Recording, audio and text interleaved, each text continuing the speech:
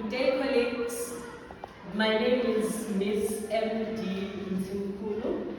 I'm the principal of Egregate Primary School, but today I will be facilitating QMS, which is known as Quality Management Systems. Let me go through first, before I proceed, let me go through the presentation schedule.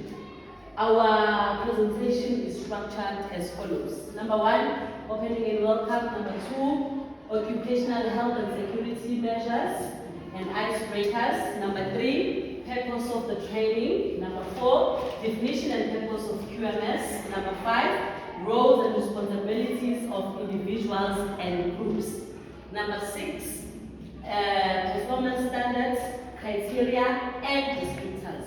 Number seven, the implementation process. Number eight, conclusion. And number nine will be your questions and comments.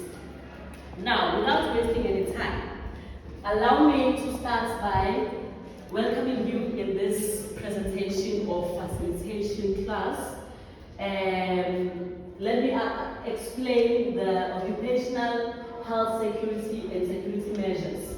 The classroom that you are in, or the venue that you are in, is safe for each and every one of you. That is why it was chosen. It is free of falling objects.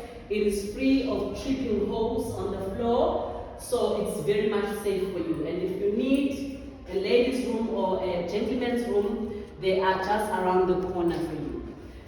Now, before we start our presentation, I would like us to start playing a short game where you tell us your name and an adjective which has a letter that starts with the first letter of your name. Okay? I'll start so that you'll understand it. My name is Day and I am dedicated. Can we have any other participant? Yes, ma'am. I am Matabile for beautiful. Ooh, that was so creative. Yes. My name is Victoria and I'm victorious. Lovely. My name is Lengwe. I am happy. I am happy. Wonderful. It's very important to be happy in life. Thank you so much. Because of time, I will stop there in our game and then we move on to the purpose of the training. The purpose of the training is to orientate school-based educators to implement the quality management system known as QMS, as informed by ELRC Collective Agreement number 2 of 2020. So as you are educators, you are the right people to attend this facilitation program. Now, you may ask yourself, what exactly is QMS? QMS is a quality management system, and it is a performance management system for school-based educators, which is designed to evaluate the performance levels of individuals in order to achieve high levels of performance. And what is the purpose of QMS? The purpose of QMS is outlined as follows. Number one, to determine levels of competence for all educators, to enhance educator efficiency and effectiveness and good performance, to improve accountability levels within the school, and to provide a basis for decisions on mechanisms to recognize good performance. Now, I will move to the roles and responsibilities of individuals and team. So, for QMS to be successful, certain people need to participate in it. And those are the school principal, the SMT members, school management team, as well as educators. Now, what are the responsibilities of these through stakeholders? Number one, three stakeholders. Number one, the principal ensures that every educator has access to the QMS instrument and any other relevant documents. This is the responsibility of the principal. And to ensure that the QMS is implemented uniformly and effectively. What are the roles and responsibilities of the SMT, School Management Team? Their responsibility is to conduct performance appraisal of educators, including classroom and lesson observations, and keep records of every process. And educators are to conduct a self-appraisal prior to being appraised by their immediate supervisors. They should inform the supervisor during the pre-appraisal process or at least 3 days prior the scheduled appraisal date on the intention to involve a resource person, which means a resource person is optional, but we'll explain the role of the resource person after. Now, the QMS is structured in performance standards, criteria, and descriptors, which is item number 6. What are performance standards? Performance standards is the instrument which forms the core elements of the job description of an educator. Now we all know that the job description of an educator and that of a departmental head or an SMT member is not the same, right? Same applies to the job description of the school principal. It's not similar to the one of departmental head, deputy principals, and educators. So, the appraisal tool for all these 3 stakeholders will not be the same because their job descriptions are not the same. And what are the criteria?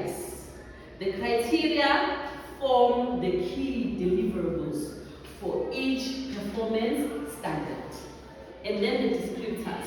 Descriptors are phrases that aid in defining and outlining the expected conduct for a particular criteria.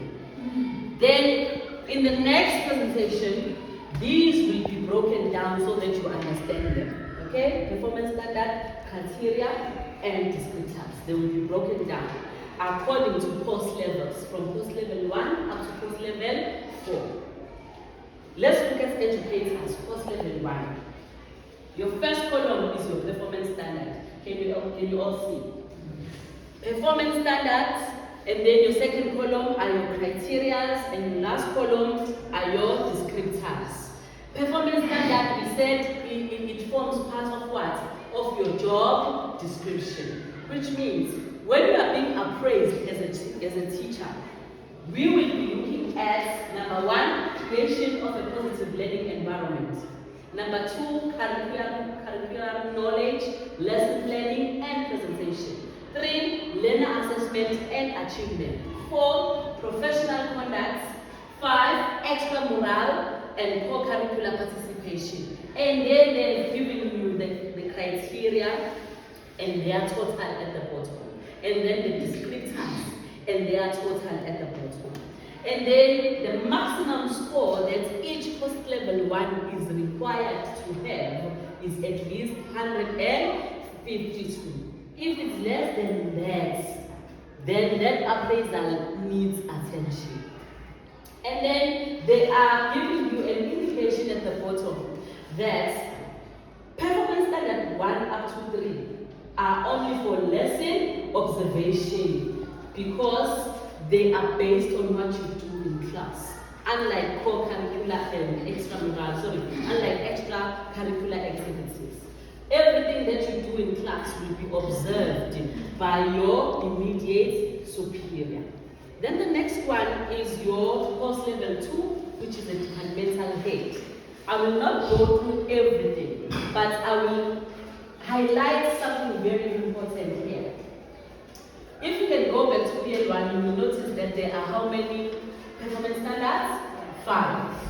Now let's look at the departmental head. How many? 6, which means 1 has been added, and that one is management of the curriculum, because that one is for managers. Then we move on to course level number 3, which is the deputy principal. Again, if you look at the performance standards, they are more than those ones of the departmental are they? They are 7. So they've added management and advocacy of extramural activity because the job description of the deputy principal is above the job description of the departmental head. And then lastly, we move to the school principal, which is post level number 4. And again, the performance standard of the principal is similar to the performance standard of the deputy principal because their responsibilities are the same. In the absence of the principal, the deputy becomes in charge. So let us now move to when do appraisals take place. Very important. There are 2 appraisals which take place each and every year. The first one is a mid-term or mid-year appraisal, and the second one is an annual appraisal. When we do mid-year, it is undertaken towards the end of the second term, taking into account all forms of assessment administered during the first and second term. And then the annual one, the one that is submitted to the Department of Education, is completed by the end of the school calendar year. We normally do it in October so that we have enough time to do all the paperwork. The implementation process, one of the most important things of this presentation. How do we implement? I have put some pictures for you so that it will be very clear how QMS is implemented. The first implementation process is self-appraisal by the educator. And I have used a picture of someone looking at themselves in the mirror because you are reflecting. You are self-appraising yourself. The educator must conduct a self-appraisal prior to the appraisal by his or her supervisors. And which form do we use? I have prepared those forms for you so that you know which form to use during pre-appraisal. And that is Annexure A1 for post-level ones. The second process is pre-appraisal discussion. As you can see, there are 2 people there seated. That is an immediate superior or supervisor and an educator. They are discussing because they need to have a common understanding of performance standards and rating. And they need to identify and agree on contextual factors. They need to explain the expectation during the lesson observation. And the educator should also produce the self-appraisal form to the immediate supervisor so that he or she will see it before he goes and observes the teacher in class. The next process is the lesson observation. As you can see, there is a teacher in front and learners seated. Lesson observations is where the immediate superior visits the educator in class to observe their performance. And it's very important, colleagues, to understand that when your immediate supervisor comes to observe you in class, it is not to criticize or to find fault, but it is to identify areas of development so that they will provide support accordingly. I know it is not comfortable to be observed while you are teaching. You need your free space to teach. But it's part of the responsibilities of the manager to go and observe the educators during this process. And the final one is post-appraisal discussion, where now the immediate supervisor and the teacher are seated and they are discussing the outcomes of the lesson observation. They are now comparing the scores that you did as an educator, as a self-appraiser, against the scores the immediate supervisor scored you while they were observing you in class. And you need to reach consensus. Now, what is the role and responsibility of the resource person? The resource person is the third person in this process who is a witness to the entire process. Now, it depends on an educator whether they would like to have that person or not. You know, that person serves as a witness to witness the proceedings, so that when the educator is not happy about the score, the resource person will say, but really, she or he is correct. I was there, I observed. She taught very, very professionally, so she deserves that particular score. That is the role and responsibility of the resource person. I think it's clear, ladies and gentlemen. Yes. And then we move to our conclusion, which is the end of our presentation.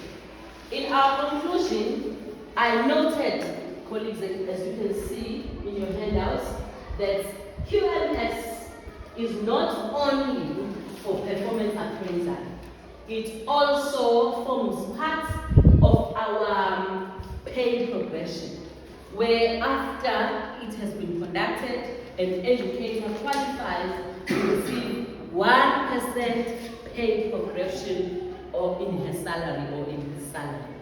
However, we should not only look, because money excites everyone, educators, everyone, in every sector, we get excited when we know we are going to receive an increment in our salaries. And then you will find that educators are now doing QMS with an intention of receiving the 1% pay progression. And then they lose focus on the meaning of QMS and its outcomes. So it's very important to understand that QMS is basically about performance management and performance appraisal. Thank you very much, ladies and gentlemen, for listening. I will now allow questions and comments. Could be a question or a comment. Anyone who would like to ask a question or have an input in what we have spoken about? Yes, ma'am. I have a question. During my lesson observation, Yes. what will happen on the contextual factors? I will analyze for it, or if I tell an observer, I will take the contextual factors to the principal's office in order to attend it, or we're just talking about it. Okay. Remember, I said in the pre-discussion phase, you need to talk about such matters, contextual factors, so that when your supervisor comes to class to observe you, they have dealt with such things, because it's their responsibility as the lesson team to ensure that they correct each and every mistake or errors that might hinder your presentation in class or your classroom delivery. So they won't affect you as long as you have discussed them pre or prior to your lesson observation. Any other questions or comments? Yes, sir. I need to know that if the school possesses the teachers that are all seasoned, maybe they all have 10 years and above, is it necessary to do QMS if we have experienced staff like that? Yes, it is. You can never be sure, sir, about being seasoned. Some people are very much seasoned to such an extent that they are no longer doing things accordingly, because they know, I've been teaching geography for 30 years. It's in my head. They don't do lesson plans. They just go to class and teach without planning. Whereas we all know planning is one of the most important things in everything. Not in teaching only. You plan. When you're going to have a part, you plan. You know? So planning is very important. So you will have such teachers who say, I know it by head. You can wake me up at 12 and I'll tell you everything about geography. And they don't do things accordingly. Thank you.